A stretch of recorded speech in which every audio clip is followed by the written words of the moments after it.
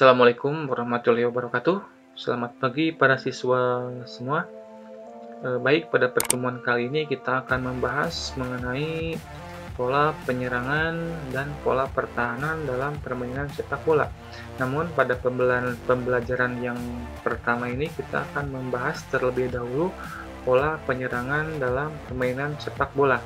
Nah, seperti kalian ketahui bahwa permainan sepak bola adalah permainan tim yang bertujuan untuk mencetak gol sebanyak-banyaknya ke gawang lawan secara sportif hingga memperoleh kemenangan. Nah, untuk membentuk tim yang solid, maka diperlukan pola dalam melakukan penyerangan. Pola penyerangan diartikan sebagai bentuk susunan pemain yang dipasang untuk melakukan serangan dan mencetak gol atau memasukkan bola ke gawang lawan. Nah, sebelum kita memasuki uraian materi, alangkah baiknya kita memahami terlebih dahulu tujuan dari pembelajaran ini. Yang pertama yaitu setelah siswa mengikuti pembelajaran ini, yang pertama memahami pola serangan dan bertahan permainan sepak bola. Yang kedua, para siswa bisa merancang pola serangan dan pola pertahanan dalam permainan sepak bola. Yang ketiga, para siswa bisa mempraktikkan pola serangan dan bertahan permainan sepak bola. Yang keempat, menunjukkan perilaku jujur, disiplin, tanggung jawab, peduli, santun, responsif, dan proaktif selama bermain permainan sepak bola. Baiklah para siswa semua, untuk uraian materi yang pertama yaitu pola penyerangan. Nah, pola penyerangan diartikan sebagai bentuk susunan pemain yang dipasang untuk melakukan serangan dan mencetak gol atau memasukkan bola ke gawang lawan. Nah, dalam pola penyerangan terdapat beberapa taktik ya. Yang pertama yaitu taktik mencari ruang kosong. Taktik mencari ruang kosong yaitu berupaya untuk mencari ruang kosong dari marking atau penjagaan pemain lawan, seperti pola yang dimainkan pemain nomor 1 dan 2 pada gambar di bawah ini. Nah, ini pemain nomor 1 berusaha untuk mengumpan. Pemain nomor 2 berusaha untuk menghindar dari marking atau penjagaan lawan yang disebut dengan pergerakan tanpa bola, mencari space untuk mencetak gol. Nah, di sini kita bisa lihat nomor 1 berusaha mengumpan, nah di sini berusaha untuk lolos dari penjagaan pemain lawan. Itulah taktik mencari ruang kosong. Yang kedua yaitu pola tersusun. Pola penyerangan dalam permainan sepak bola dapat dilakukan dengan gerakan tersusun. Gerakan tersusun merupakan jenis pola penyerangan sepak bola yang disusun menurut posisi pemainnya. Setiap pemain memiliki posisinya masing-masing, sehingga strategi ini dapat disebut dengan free role play. Contohnya, seorang pemain berada dalam posisi gelandang tengah, maka tugasnya berada di area tengah lapangan sehingga ia tidak boleh meninggalkan tempatnya tersebut. Nah, pola tersusun ini baik dalam situasi menggiring bola ataupun tidak, posisi menyerang bersamaan baik yang menguasai bola dan yang tidak menguasai bola. Jadi memanfaatkan lebar lapangan. Nah, kita bisa lihat pada gambar di bawah ini para pemain yang berkostum putih. Nah, ada 3 orang di sini. 1 orang yang menguasai bola dan 2 orang yang tidak menguasai bola mencoba untuk memanfaatkan lebar lapangan, jadi secara tersusun dan tidak meninggalkan posisi mereka. Itulah taktik dengan pola tersusun. Yang ketiga yaitu taktik bermain ketat. Nah, taktik bermain ketat. Jadi untuk menghadapinya kalian dapat mengoper bola panjang secara langsung agar lawan dapat keluar dari pertahanan yang mereka buat. Pola penyerangan sepak bola ini memang berguna untuk memancing lawan agar pertahanan mereka dapat tembus.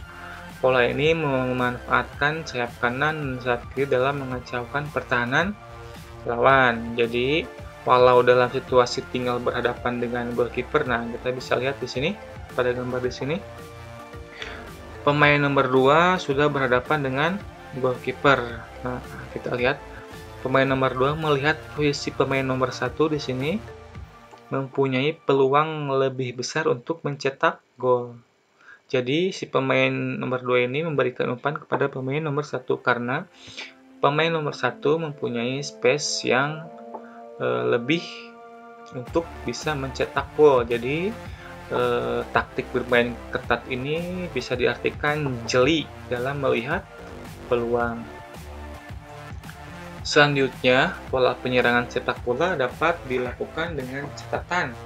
Terus ada yang pertama, pemain yang mengatur serangan atau tanda kutip adalah pemain yang berada di lapangan tengah. Bisa attacking midfielder, bisa central midfielder, ataupun defensive midfielder. Yang kedua, pemain yang membantu serangan. Nah, yang tadi, jadi yang membantu serangan bisa dengan memanfaatkan lebar lapangan ya, para pemain sayap kiri ataupun sayap kanan dibantu dengan pemain tengah, jadi itu pemain yang membantu serangan. Yang ketiga, pemain yang tugasnya mencetak gol, yang pasti posisi tersebut adalah striker ya, atau central forward. Yang keempat, pemain yang tugasnya adalah memancing pemain bertahan lawan untuk meloloskan timnya dalam menyusun ritme serangan. Itu yang keempat.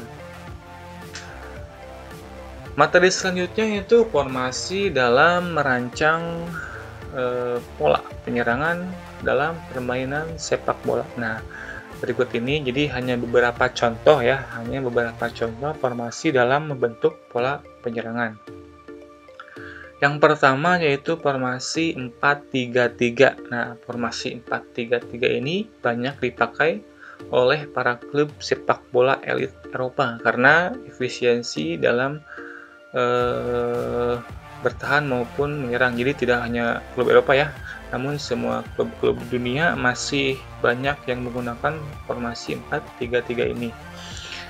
Jadi formasi pola penyerangan sepak bola ini terdiri dari 4 pemain back ya, kita di sini bisa lihat 1 2 3 4, 3 pemain gelandang. Nah, di sini 1 2 3 dan 3 pemain penyerang 1 2 3.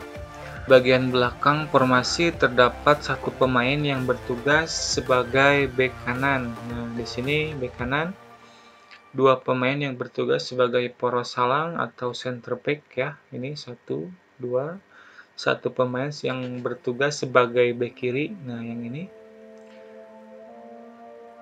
Terus formasi ini juga menempatkan gelandang kiri, gelandang kanan, dan gelandang tengah di bagian tengah lapangan untuk mengatur serangan. Nah, ini 1 2 3. Selanjutnya, bagian depan formasi terdapat penyerang kiri, penyerang kanan, dan penyerang tengah yang mempunyai tugas untuk mencetak gol. Nah, ini untuk formasi 4-3-3. Yang kedua yaitu formasi 4-2-4. Formasi pola penyerangan sepak bola ini terdiri dari 4 pemain back, 2 pemain gelandang, dan 4 pemain menyerang. Nah, kita bisa lihat yang berwarna biru ini 4 pemain back atau pemain belakang, 2 pemain gelandang, 4 pemain penyerang. Di bagian belakang formasi terdapat 1 pemain yang bertugas sebagai bek kanan. Nah, yang ini 2 pemain sebagai poros salang atau center back ya, 2 orang ini. Lalu 1 pemain yang bertugas sebagai bek kiri. Nah, selanjutnya terdapat 2 pemain tengah ya, ini yang berwarna kuning. Dan pada bagian depan terdapat 4 pemain terdiri dari 2 pemain penyerang kiri luar yang sebelah sini dan 2 pemain penyerang kanan luar. Nah, itulah formasi 4-2-4 untuk membuat pola penyerangan. Yang ketiga yaitu formasi 3-5-2 atau bisa merubah ataupun dirubah menjadi 3-2-5 ya. Formasi ini menggunakan 3 orang back. Nah, biasanya back tengah akan berperan menjadi sweeper. Nah, ini back tengah akan menjadi sweeper. Nah, ini yang ini 2 pemain sayap diprioritaskan untuk lebih membantu penyerangan. Sedangkan 2 gelandang tengah biasanya akan menjaga kedalaman ketika menyerang untuk menangkal serangan balik. Nah, kita bisa di sini lihat pemain yang di sini yang 1, 2 ini diprioritaskan untuk membantu serangan. Nah, sedangkan 2 pemain ini diprioritaskan untuk menjaga kedalaman ya. 3 orang bersama yang ini pemain tengah ya, menjaga kedalaman. Nah, pemain yang tengah ini bisa membantu pertahanan. Nah, itulah fungsi dari pemain tengah dengan formasi 3-5-2. Nah, untuk pemain depan terdapat 2 pemain depan ya.